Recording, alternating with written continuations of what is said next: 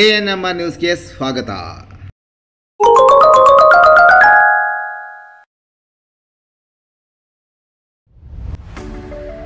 DE Preethi CBSE school Thimmasandra Chintamani.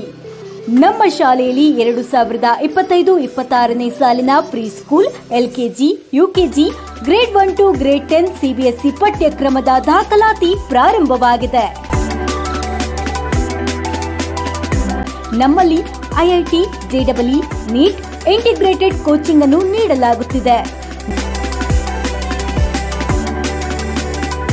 ನಮ್ಮಲ್ಲಿ scouts and guides, yoga, karate, dance ಮುಂತಾದ co curricular, extra curricular activities ತರಬೇತಿಯನ್ನು ನೀಡಲಾಗುತ್ತಿದೆ.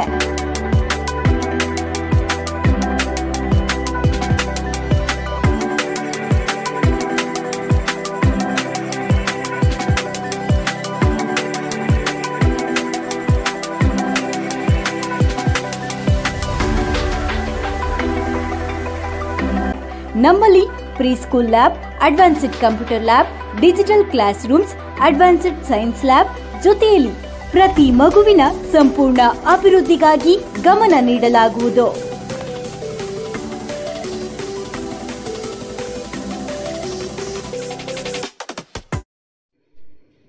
ಬಾಜಿ ಕಟ್ಟಿ ನೀರು ಬೆರೆಸದೆ 5 ಬಾಟ್ಲು ಮದ್ಯ ಸೇವಿಸಿದ ಯುವಕ ಸಾವು. ಸಾಮಾನ್ಯವಾಗಿ ಮದ್ಯ ಸೇವನೆ ಮಾಡುವವರು ಬಾಜಿ ಕಟ್ಟಿಕೊಂಡು ಎಣ್ಣೆ ಹೊಡೆಯುವುದನ್ನು ನೋಡಿರುತ್ತೀರಿ. ಇನ್ನು ಕೆಲವರು ಬಾಜಿ ಕಟ್ಟಿ ಗೆದ್ದವರು ಇದ್ದಾರೆ. ಅದೇ ರೀತಿ 1 ವರ್ಷದ ಹಿಂದೆಯಷ್ಟೇ ಮದುವೆಯಾಗಿದ್ದ ಯುವಕನೋರ್ವ ಎಣ್ಣೆ ಪಾರ್ಟಿಯಲ್ಲಿ ಬಾಜಿ ಕಟ್ಟಿ ಸ್ವಲ್ಪ ನೀರು ಬೆರೆಸದೆ ಬರೋಬ್ಬರಿ 5 ಬಾಟಲಿ ಮದ್ಯವನ್ನು ಸೇವಿಸಿದ್ದಾನೆ. ಆದರೆ ಇದೀಗ ಮದ್ಯ ಯುವಕನನ್ನ ಪ್ರಾಣವನ್ನು ಸಹ ಕಸಿದುಕೊಂಡಿದೆ. ವರ್ಷದ ಹಿಂದಷ್ಟೇ ಮದುವೆಯಾಗಿದ್ದ ಕೋಲಾರದ ಯುವಕನೋರ್ವ ಹಣದ ಆಸೆಗಾಗಿ ಬೆಟ್ಟಿಂಗ್ ಕಟ್ಟಿ ಮದ್ಯ ಸೇವನೆ ಮಾಡಿ ಪ್ರಾಣ ಕಳೆದುಕೊಂಡಿದ್ದಾನೆ. ಕೋಲಾರ ಜಿಲ್ಲೆ ಮುಳಬಾಗಿಲು ತಾಲೂಕು ಪೂಜಾರಳ್ಳಿ ಗ್ರಾಮದಲ್ಲಿ ಈ ದುರ್ಘಟನೆ ಸಂಭವಿಸಿದ್ದು, ಮೃತಪಟ್ಟ ಯುವಕನನ್ನು 21 ವರ್ಷದ ಕಾರ್ತಿಕ್ ಎಂದು ಗುರುತಿಸಲಾಗಿದೆ. 5 ಬಾಟಲ್ ಮದ್ಯಕ್ಕೆ ಒಂದೇ ಒಂದು ಹನಿ ನೀರು ಬೆರೆಸದೆ ಕಚ್ಚಾ ಕುಡಿಯುವುದಾಗಿ ಕಾರ್ತಿಕ್ 10,000 ಹಣಕ್ಕೆ ಬಾಜಿ ಕಟ್ಟಿದ್ದಾನೆ. ಅದರಂತೆ ಸ್ವಲ್ಪ ನೀರು ಹಾಕಿಕೊಳ್ಳದೆ ಬರೋಬ್ಬರಿ 5 ಬಾಟಲಿ ಮದ್ಯವನ್ನು ಸೇವಿಸಿದ್ದಾನೆ. ಆದರೆ ಮದ್ಯ ದೇಹದೊಳಗೆ ಸೇರಿಕೊಳ್ಳುತ್ತಿದ್ದಂತೆ ಕಾರ್ತಿಕ್ ಆರೋಗ್ಯದಲ್ಲಿ ಏರುಪೇರಾಗಿ ಮೃತಪಟ್ಟಿದ್ದಾನೆ. ಇದೇ ಪೂಜಾರಳ್ಳಿ ಗ್ರಾಮದ ವೆಂಕಟರೆಡ್ಡಿ, ಸುಬ್ರಹ್ಮಣಿ ಮತ್ತು ಇತರೆ 3 ಬೆಟ್ಟಿಂಗ್ ಕಟ್ಟಿದ್ದ. 5 ಬಾಟಲ್ ಮದ್ಯಕ್ಕೆ ಒಂದೇ ಹನಿ ನೀರನ್ನು ಬೆರೆಸದೆ ಕುಡಿಯುವುದಾಗಿ ಎದುರಾಳಿ ವ್ಯಕ್ತಿಯೊಂದಿಗೆ 10,000 ಹಣಕ್ಕೆ ಬಾಜಿ ಕಟ್ಟಿದ್ದ.